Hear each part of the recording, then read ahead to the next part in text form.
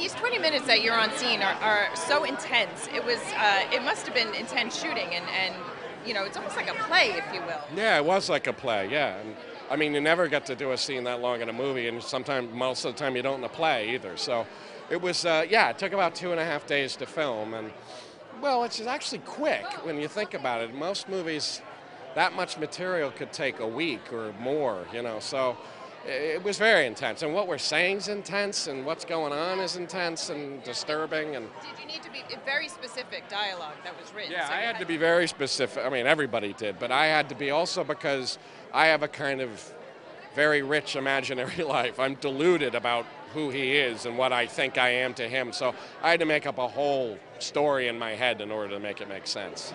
What's interesting, too, is even though this book was written 10 years ago, yeah. A lot of the things that were happening now, were they happening when you were filming, like protests on Wall Street and pie throwing? That stuff was starting up. The pie throwing stuff happened while we were doing it. Rupert Murdoch got hit with a pie. But yeah, all that stuff was starting up, yeah. But it's more amazing that the book was written 10 years ago and he saw it coming. But I guess this kind of stuff has been coming for a while, so.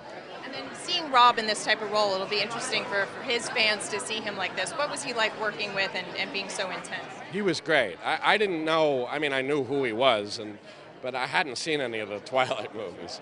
And so I had no, as far as I was concerned, he was just a really good actor. He was this guy I got to go into the room with, and thank God he knew what he was doing, because, he really had a hold of the character. I just got thrown in there, and I depended on him to really help me out. He was great.